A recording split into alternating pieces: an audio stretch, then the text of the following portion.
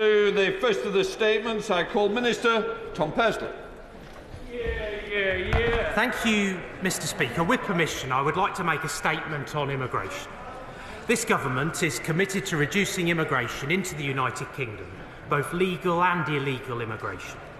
Legal immigration has risen in recent years, in part because we've extended the hand of friendship to people fleeing conflict and persecution in Ukraine, Hong Kong and Afghanistan. That was the right thing to do. But another factor has been rising numbers of overseas students and workers and their dependents. They've risen to unsustainable levels. The steps my right honourable friend, the Home Secretary, announced last year to cut net migration will mean that around 300,000 people who would have been eligible to come to the UK will now not be. We have restricted most students from bringing dependent family members, increased the salary most skilled worker migrants need to earn to get a visa by almost 50% to $38,700, stopped overseas care workers from bringing dependent family members with them, raised the minimum income for family visas to ensure that people are supported financially, and scrapped the 20% going rate salary discount for shortage occupations and replaced the shortage occupation list with a new immigration salary discount list. The latest estimates from the Office for National Statistics show that net migration in the year to June 2023 was 672,000. This is 73,000 lower than 6 months earlier. These are provisional figures and we need to go further, but these are encouraging signs. The latest statistics show numbers applying for skilled worker, health and care and study visas in the first 3 months of 2024 are down 24% on the same period last year. We removed the right to bring dependents on the student visa route for those starting courses from the 1st of January, other than on postgraduate research programmes and government-funded scholarships. Applications for student-dependent visas have fallen by 80% since our changes came into effect. From the 11th of March 2024, we've stopped overseas care workers from bringing family dependents and required social care firms in England to be Care Quality Commission registered in order to sponsor visas. In the year ending September 2023, an estimated 120,000 dependents came via this route. In the first 3 months of 2024, applications for health and care visas were down 28%. And this is just the start. Most of our changes have only just come into force. Meanwhile, we remain committed to stopping the boats. Following royal assent for the Safety of Rwanda Act and ratification of our treaty with Rwanda, we can now operationalise our plan to relocate illegal migrants to Rwanda. Rwanda is a safe country that has repeatedly shown its ability to offer asylum seekers a chance to build new and prosperous lives. It has a strong and successful track record in resettling people, hosting more than 135,000 refugees, and it stands ready to accept thousands more who want to rebuild their lives and who cannot stay in the UK. Once flights begin, we will have added another vital deterrence to crack down on the people smuggling gangs who treat human beings as cargo. The first illegal migrants set to be removed to Rwanda have now been detained following a series of nationwide operations this week. Operational teams within the Home Office have been working at pace to safely and swiftly detain individuals in scope for relocation to Rwanda, with more actively due to be carried out in the coming weeks.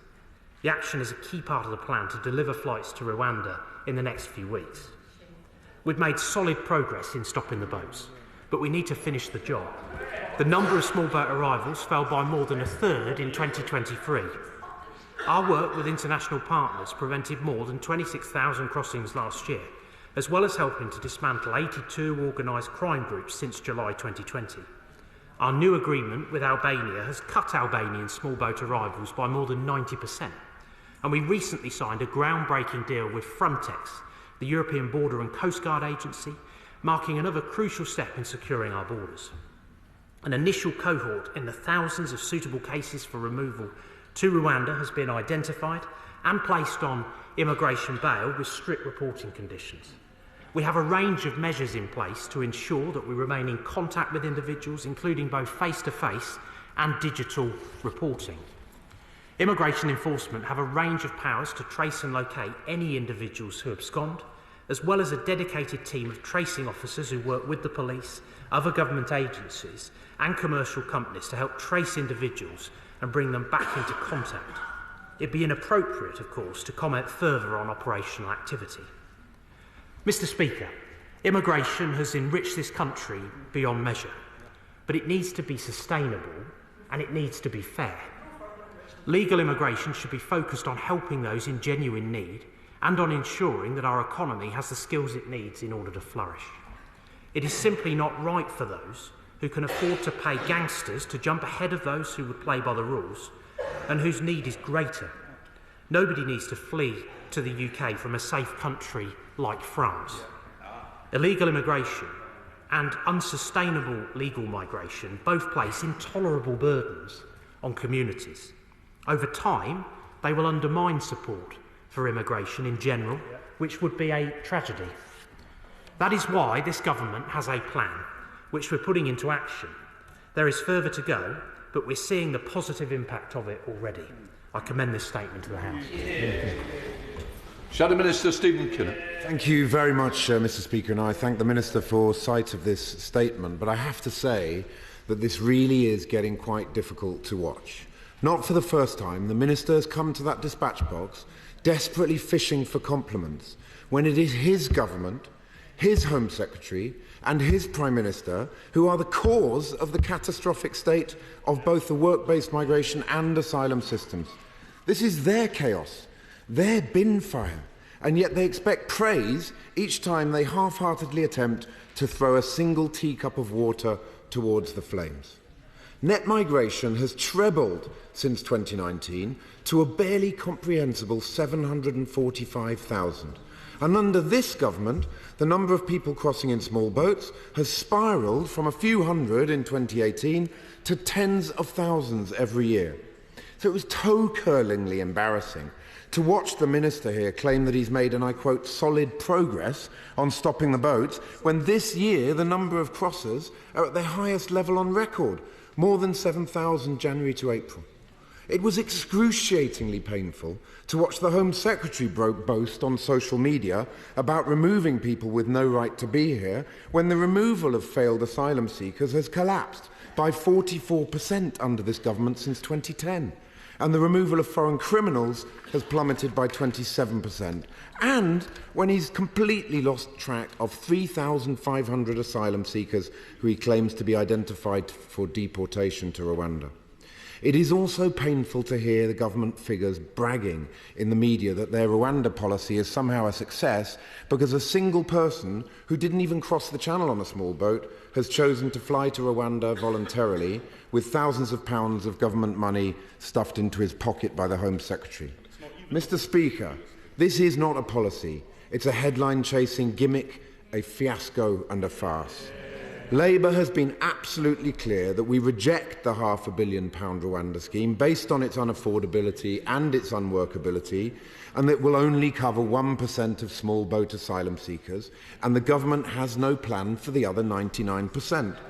We will repurpose that money to smashing the criminal smuggler gangs with our new cross-border police unit and a security partnership with Europol. And crucially, our new returns and enforcement unit will ensure that more flights take off to other countries which remove foreign criminals, failed asylum seekers and visa overstayers so that we can restore some control and integrity back into our asylum system in a way that is firm, fair and well managed.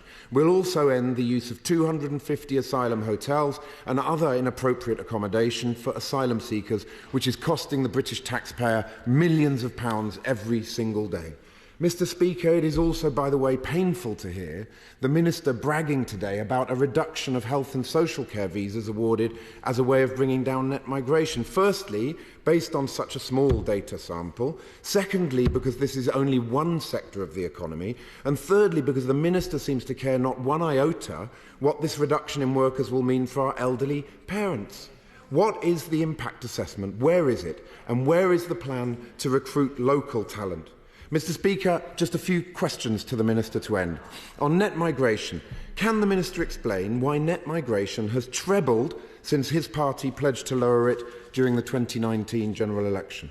Will he admit that the huge surge in work-based migration over recent years is evidence of this government's total failure to deliver on domestic skills and training? Labour pushed the government into scrapping the unfair 20% wage discount on jobs on the shortage occupation list, which allowed companies to undercut British workers by hiring overseas. Can he explain why it took so long for his party to steal our policy? And on asylum, Home Office sources have told The Times that there are only 400 to 700 detention spaces reserved for migrants due for deportation to Rwanda. Can he confirm that this equates to less than 1% of the current asylum backlog in the UK? The Prime Minister promised to detain everyone who crossed the Channel on a small boat, over 30,000 last year. Given that we only have 2,200 detention spaces, what is going to happen to the remaining 28,000? The government's immigration and asylum policies have failed. We need to put the grown-ups back in charge so that we can fix this broken system and once again give our country an asylum and immigration system that it could be proud of. Thank you, Mr. Speaker. Well, what a quite extraordinary response, Mr. Speaker. The fact is that this is a government that has a credible plan to bring net migration down by 300,000. And all of those measures are now in flight. And as I've been able to set out for the House, it is beginning to deliver the results that we said it would. And I will take absolutely no lectures from the shadow front bench about the issue of domestic employment. I was one of the ministers in the DWP that was proud to bring forward the Back to Work plan, the comprehensive reforms of the welfare system that we are taking forward as a government. And we are also seeing enormous cross-government join-up to support more domestic workers into those roles. That is the right thing to do, to support people in this country to take on these roles and fill those vacancies. And let's not forget the record of every single Labour government without fail, which leaves unemployment higher at its time of leaving office than it did at the start. What we've seen under this government is record low unemployment, benefiting communities across the country. And we've begun the process of delivering those measures in relation to legal migration, and we are also delivering when it comes to illegal migration. We have a plan. We are now getting on and closing hotels. 150 asylum hotels have been closed. That is a very positive thing. It is the right thing to do to make sure that we accommodate people in appropriate accommodation, but get away from the model of providing hotel accommodation for people. What is their plan on that? We have seen massive gains when it comes to asylum decision-making and productivity around those processes. What is their policy on that? We have seen crossings down by over a third last year compared to the year before. We have seen Albanian arrivals falling by 90%. Again, what is their offering to achieve likewise? There isn't one. And we will continue to sustain the progress that we have made. And we know from everything that has been said over the course of recent days that the Rwanda policy is beginning to have the desired effect, and the deterrent of that is clear. And when it comes to his meagre offering, I would just say this, that we've already doubled funding for the National Crime Agency for organised immigration crime work. We already have approximately 5,000 officials working on these matters within migration and borders. That is all that they're offering. It virtually resembles a blank sheet of paper, Mr. Speaker. The truth is that they offer no deterrent. They have nowhere to send people. They have no plan. They have no solutions. They try to bluff that they do, but they're kidding nobody. They're terrified that our plan is going to work. They're terrified that they'll have to scrap it. And they're terrified that they have no alternative. Only we have a plan, it's delivering results, and we will see it through. Thank you, Mr. Speaker. Again, no hint of a plan of how you deal with failed asylum seekers from countries to which they cannot be returned without a Rwanda scheme. I'm pleased with the progress that the Minister has made on reducing net migration, but I am worried about the figures that came out yesterday that of the 5,700 migrants who have been identified for removal, only 2,145 of them can be located. And this reflects the evidence from the second Permanent Secretary to the Home Affairs Select Committee earlier in the year, where some 17,000 failed asylum seekers who should be removed could not be located. Where are these people, and what is the Department doing about tracking them down and making sure they can be removed as needs to happen as swiftly as possible? Minister. Well, my honourable friend will appreciate that I can't go into the granularity of operational work that is ongoing in order to ensure that we can deliver on this policy. But what I can say is that an initial cohort of suitable cases of around 2,000 people have been identified for removal and have been placed on immigration bail with strict reporting conditions.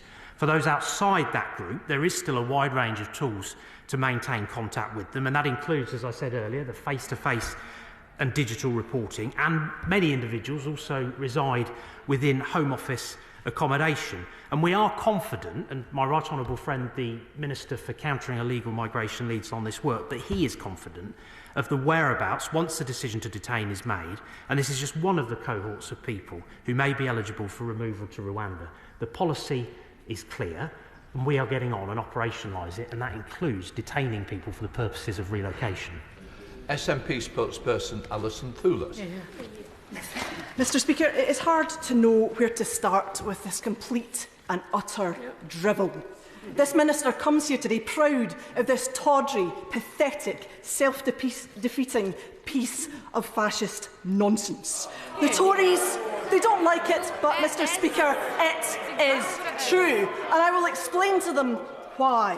Because the Home Office have put out Mr. Speaker,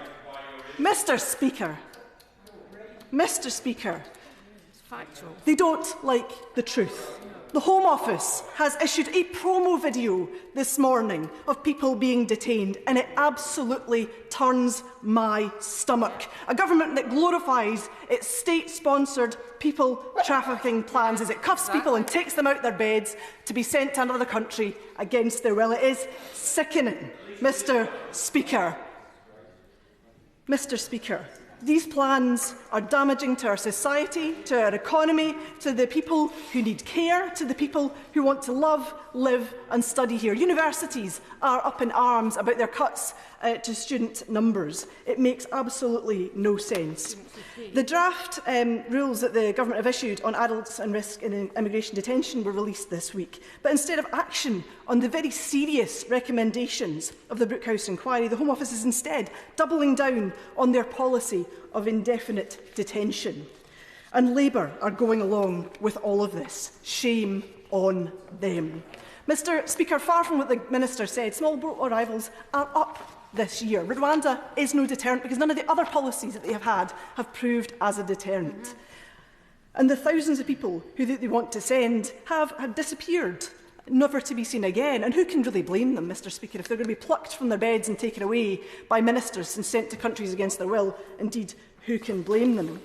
And the risk also is that these people will end up being exploited because they have gone into hiding. They will be exploited, they will be trafficked, they will be vulnerable. Why is the Minister not acknowledging the impact that this policy will have on vulnerable people?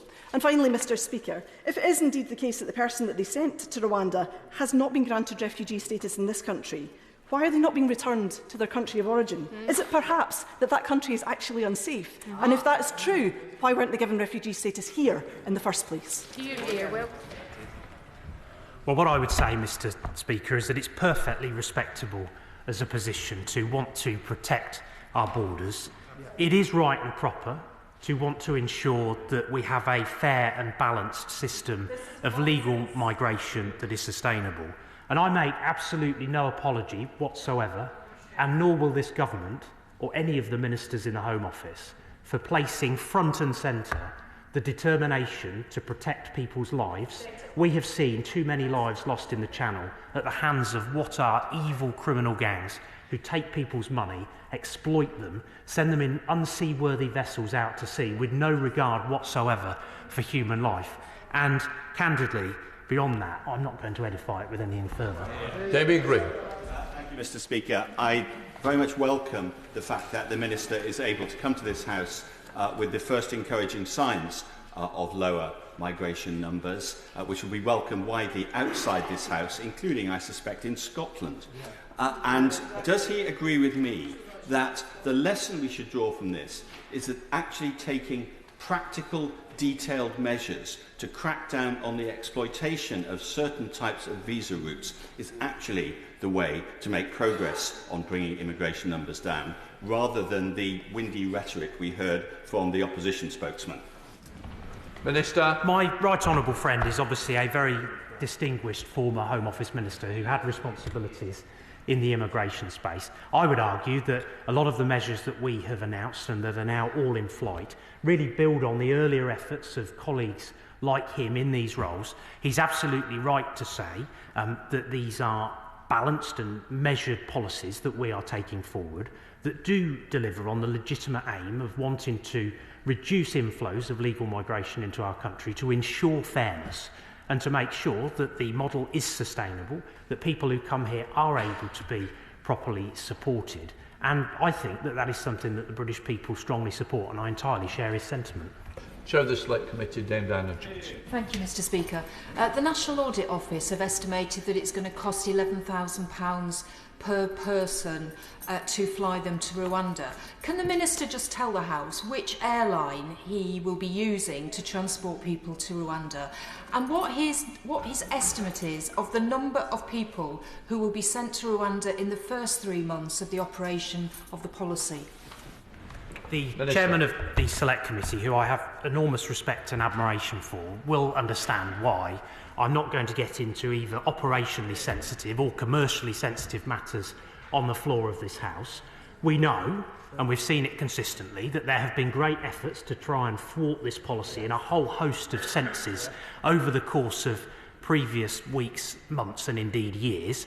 We are not going to be thwarted in that way moving forward. We've made commitments, we're going to deliver on this policy, and we will get on and do that. There is a plan. As the Prime Minister has said, we will be sending a flight within the next 10 to 12 weeks. That is where our focus lies, and it would be entirely inappropriate to share those logistics on the floor of this House. Sir Jacob Rees. Thank you, Mr Speaker. As economically, mass migration has been shown to depress GDP per capita, and as it is clear that it is easier to control a much higher number of legal migrants, can I encourage the Government to return to its promise of migration in the tens of thousands? Minister. Again, I'm not going to set out today what the Government's future ambitions around this may be.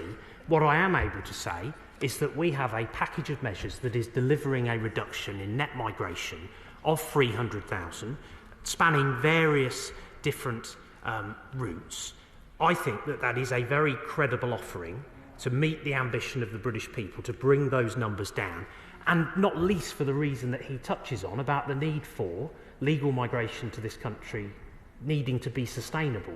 When you consider, for example, that for 100,000 care workers we saw 120,000 dependents come with them, I don't think by any objective yardstick that anybody who is fair-minded would think that that is a reasonable position. That's why we're bringing that to an end, and I'm pleased that the measures we've introduced are delivering results. Alistair Carmichael. Thank you, Madam Deputy Speaker. The Times reports this morning that the number of visas for care workers granted in March this year is 83% down on the figure from March last year. So can the Minister tell the House, does he expect that reduction to continue? If he does, who will do the work that these carers would have done, and what impact does he think that might have on the National Health Service? We have committed to monthly reporting around the net migration measures that we've introduced to allow Parliament and others to take a view as to the progress that we are making. There are very extensive efforts going on across government to employ more people from our domestic labour force. I rather wish that Liberal Democrat MPs were as enthusiastic as I am about the Back to Work plan and the work that we're doing around recruitment and retention. Those are credible efforts that we are taking forward to try and support more people in this country already into these roles. We're also working intensively to improve the processes around rematching individuals who are already here on the health and social care visas. These are the right steps to take. I'm not going to preempt what the figures may look like in the course of coming months. He'll be able to look at them in the same way everybody else will in future months. Kevin Foster. Thank you, Madam Deputy Speaker. It's interesting to hear some of the Minister's comments today and see the impact of things that I think it's safe to say probably me and him would have wanted to do slightly earlier than ended up being done, such as the abolition of the 20% discount on the salt. But would he agree the actual core problem at this is all too often people see immigration as the alternative to policies that affect the domestic labour market, rather than as immigration policy being part of supporting those policies. For example, sectors and businesses that were very keen to get a meeting with him in his new role, yet weren't quite so keen to get a meeting with him when he was Minister for Disabled People and trying to promote the Disability Confidence Scheme. What plans does the government have to make sure that future migration policy clearly links up with our wider policy for the UK labour market, and that it's not open to just lobby to try and avoid it? Well, my honourable friend speaks with real authority on this issue and, of course, with real experience, and I well recall conversations that he and I have had in previous ministerial roles that both of us have held. I think he's absolutely right to allude to the fact that immigration ought not to be the first port of call when it comes to meeting our skills needs and when it comes to filling vacancies. That's entirely why this government has a coordinated plan when you take immigration into account, but also reflecting the Back to Work plan and the reforms that we are introducing in relation to health and disability benefits and a whole host of other areas. That should be our focus. I would argue there's a very strong moral case for doing that too. But it's the right thing to do, to invest in our domestic labour force, to get people into those vacancies. And where there does need to be a practical approach to immigration, we should look at that, but it most definitely shouldn't be the first port of call. Ian Paisley. Thank you very much, David. I welcome the comments that have made with regards to legal migration, which of course is very important for many sectors in business in Northern Ireland. However, turning to the very important and perplexing issue of illegal migration, can the Minister say something about what the Irish Republic's government said this week about pushing back returnees to Northern Ireland? Can he confirm that the Irish Justice Minister made up the fact of 80% of all of their problems were stemming from Northern Ireland? And can they say something about the Republic of Ireland's courts claiming that the United Kingdom was an unsafe destination to return people to in the first instance? Please assure me that Northern Ireland will not become the dumping ground for the right-wing problems that are being faced across the EU. What I would say to the right honourable gentleman is that, as the Prime Minister has rightly said, and he made these points as well during the course of Prime Minister's questions, we are not going to accept returns from the EU via Ireland. When the EU doesn't accept returns back to France, where illegal migrants are coming from in the first place to the United Kingdom, the UK government's position is clear. We, of course, have regular and ongoing work when it comes to abuse of the common travel area. That is right and proper. And we also stand by our obligations under the Good Friday Agreement. But the position is as per that which the Prime Minister, I would argue, has made very clear. Vicky Ford. Thank you, Madam Deputy Speaker. Chelmsford is a very welcoming community. We've welcomed Ukrainian refugees, the families of those brave Afghans who stood beside our soldiers. We've welcomed Hong Kong Chinese. We have amazing domestic abuse services. We welcome women and their families from all over London and the South East who's fleeing violent men. We've built thousands of new homes, and because the London Labour Mayor has so spectacularly failed to build new homes, we welcome social housing tenants from all across London. But this cannot go on. We have 400 families unable to find homes in temporary accommodation. We have to control our migration. I am delighted that he is closing 100 hotels. Please, will he close the Atlantic Hotel and the Leg Street flats in Chelmsford, because Chelmsford has welcomed so many and we cannot home everyone.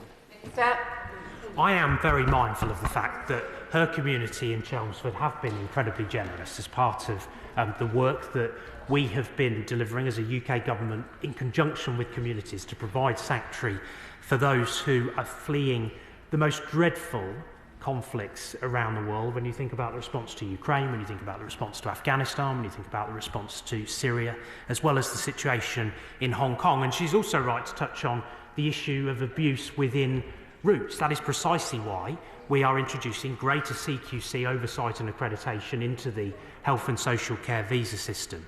But she also, on the accommodation point, I hear her representations, we've had conversations about that. What is critical to allow us to get on and close hotels across the country and to get the accommodation picture into a more manageable state is to reduce the inflows. And what is clear is that only this government has a credible plan to reduce the inflows of people coming here illegally via small boats across the Channel. And we are going to see that through in order to make sure we can get on and close more hotels. John MacDonald.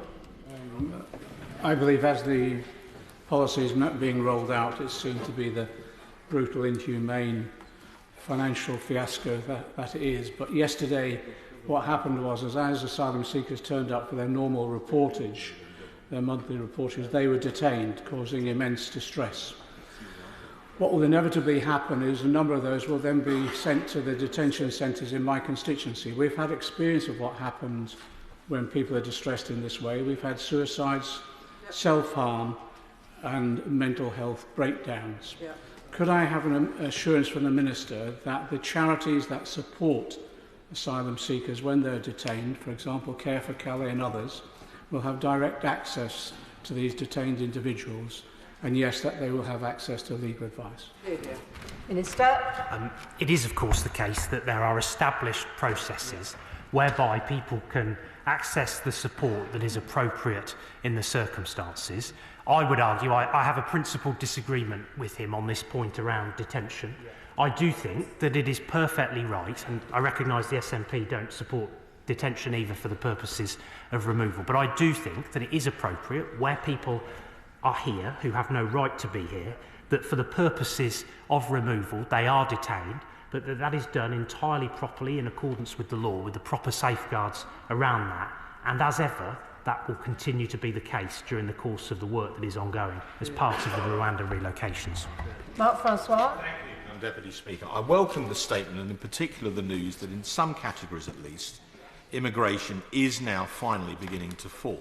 On asylum specifically, the Irish Foreign Minister and former Taoiseach, Michel Martin, complained bitterly just a few days ago that large numbers of asylum seekers were moving from Northern Ireland into the Irish Republic. Sky News reported yesterday that the Irish government are now seriously contemplating moving police officers to the border to interdict that flow, which would effectively create a hard border on the island of Ireland, which some of us were lectured for years, including by the man who is today's opposition spokesman, that the Irish government would never contemplate under any circumstances whatsoever.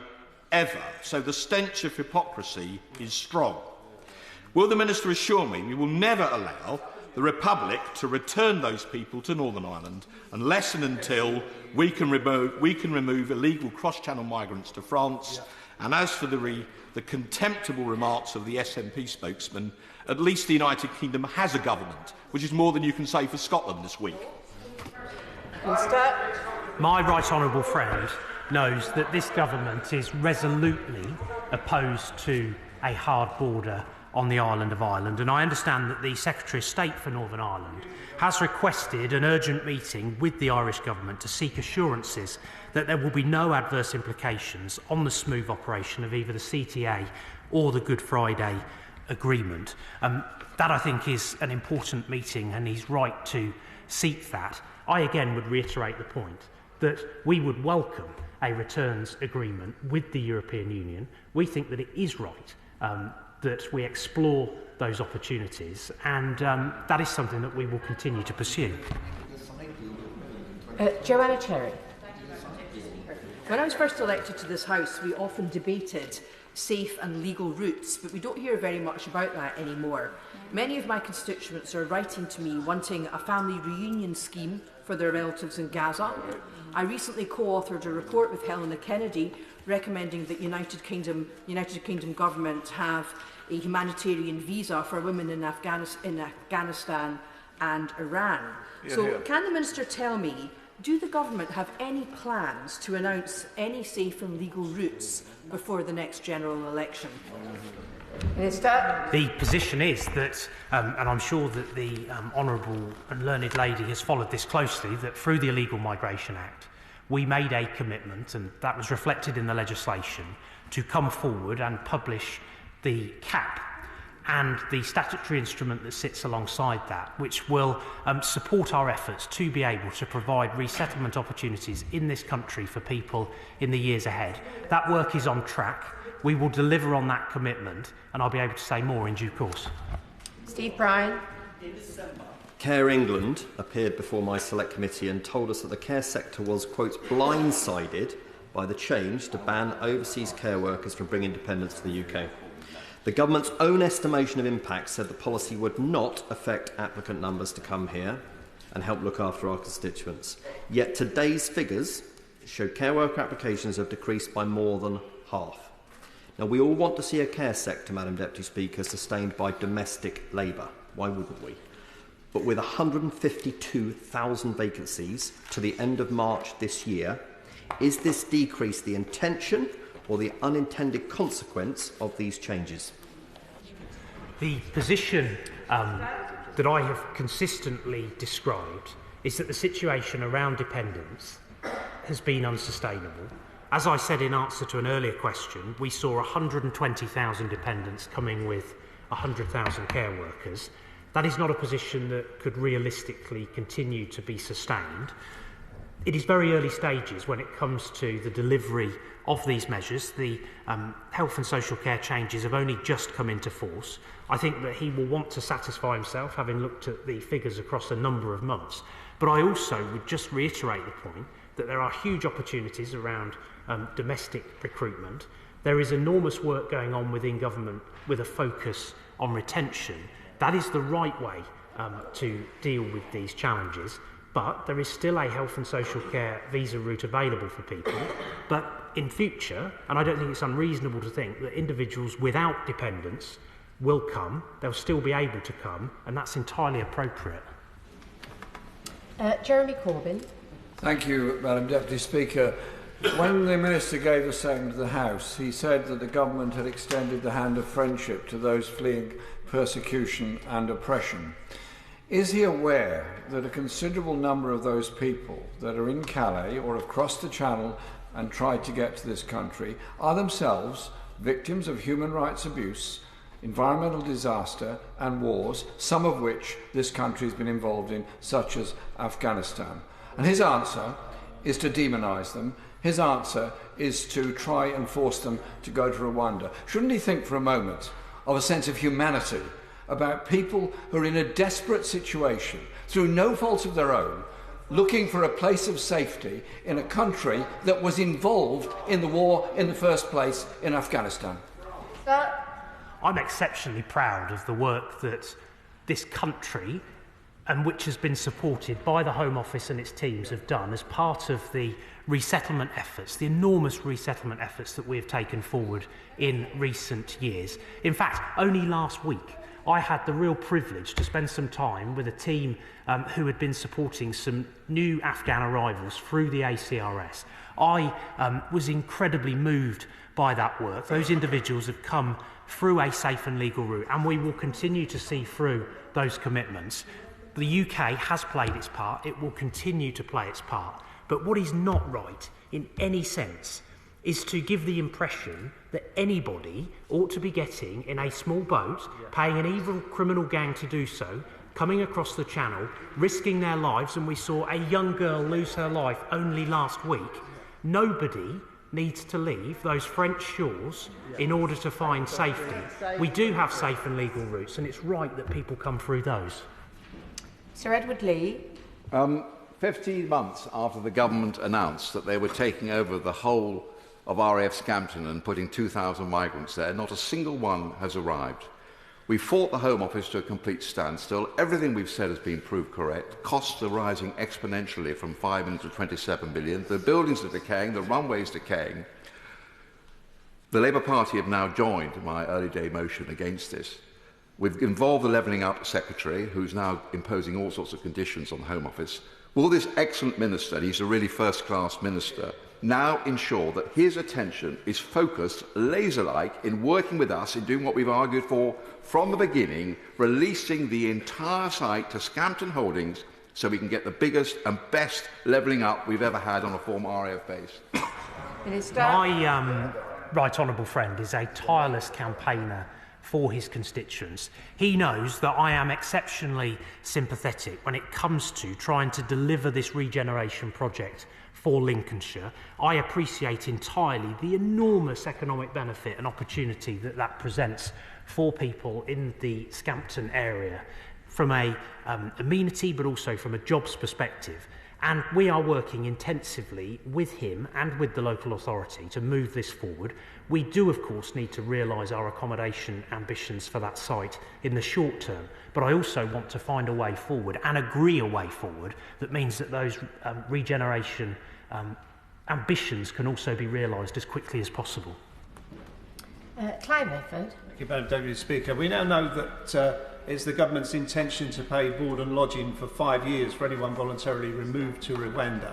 That's a commitment that's going to fall heavily on the next government if they're even successful in getting anyone to Rwanda. So how much is this nonsense going to cost? Minister. It's fair to say that if we were to adopt the approach of his front bench, and no doubt one that he subscribes to, we would continue to have uncontrolled immigration to our country via the Channel. He offers no alternative solution to the one that we are taking forward as a government. That is an unsustainable position. I am confident that the Rwanda policy will help to bring to an end these channel crossings, to put those evil criminal gangs out of business and get this issue under control. That has to be right. What is clearly unacceptable is to parade around with no credible policy alternative and just pretend that everything's going to be okay. Jack Brereton. Thank you, Madam Deputy Speaker. It's very encouraging news to hear about the progress on tackling both legal and illegal migration, particularly on the operationalisation of the Rwanda policy. And I've pushed on a number of occasions for further schemes with other third countries because I think we need to see that deterrence. And I've been previously told that we were waiting for the delivery of the Rwanda scheme. So now that we have delivered the Rwanda scheme through Parliament, could the Minister look again at further schemes with other third countries as well, so we can offer the maximum possible deterrence to those trying to come in here illegally? My honourable friend, of course, is right on the point about deterrence. He has been very supportive of the work that we have done that has seen Albanian arrivals fall by 90%. Again, that recognises and brings forward the value that deterrence has. I also know that the Minister for Countering Illegal Migration has also been having conversations with the Vietnamese about the small boat arrivals that we've seen from Vietnam. We will continue to work hard to deliver more international cooperation in this space. And I also think it's right that the Home Secretary is spending considerable amounts of his time and energy on informing the conversation internationally about what more we can do to tackle these migratory flows. And we know that where we led the way when it came to announcing Rwanda, others internationally are seeking to follow. Anne McLaughlin. Thank you, Madam Deputy Speaker. Yesterday, my 21-year-old Springburn constituent, Abdullah Salimi, was detained and he was then taken from Scotland to England, a 10-hour journey. I suspect because in Scotland you get legal aid, so he'll have legal representation. Now he has none. He was taken on a 10-hour journey, given no water, no food. Is that right? Is that acceptable? What's the reason for that? He had his phone taken off him, so he couldn't contact anybody, couldn't tell anybody. Is that right? Is that acceptable? What is the reason for that? And also, no, I'm not finished. I went to the Home Office this morning. I emailed the Home Office last night. They refused to give me any information. I went with this letter for one of his colleagues and they refused to take the letter. I am his MP. I have got the right to know what is going on in his life and the right to try to represent him. Why am I being denied that, and why is he being denied the rights that you enjoyed at the age of 21? I would make the point that I am a British citizen who is in this country legally, and the fact is, it is right. Now, if the honourable lady allows me to just finish the point, it is entirely right and proper that people are detained on a legal basis for the purposes of removal under this policy. But there are always safeguards around that. I will very gladly accept the letter from the Honourable Lady and ensure that it reaches the right destination within the Home Office. And we will, of course, in the normal way, look very carefully at any concerns that she wishes to raise. I recognise that she is entirely opposed to the policy objective that we are seeking to advance. There is a principled disagreement there. She thinks I'm wrong. I think that she is wrong about this, but on those specific points, if she'd like to share them with me, I will gladly ensure that she receives a full response. Nigel Mills. Thank you. The signs of a fall in net migration will be welcome across Amber Valley. Could I raise the concern of a situation where a young UK national goes and works abroad for a while and then forms a relationship, but now isn't yet earning enough to sponsor their spouse to come and live in the UK? Is there more we can do to help in that situation? Perhaps by at least clarifying the guidance that they can use actually both of their salaries so they can meet the earnings threshold. There has been no change to the way in which the various requirements can be met when it comes to the family visa changes in relation to savings and the like. And there is also, and we had a good debate on this last week in Westminster Hall, there is also that important safeguard around Article 8 rights, and as part of the consideration of any application, all of those factors are given proper and due consideration to make sure that we get the right decisions on individual cases. We do think that it is right to introduce those salary changes. They are being increased incrementally and they're not being applied retrospectively, but there is, as I say, that important safeguard around Article 8 rights. Sammy Wilson. Mr. Speaker.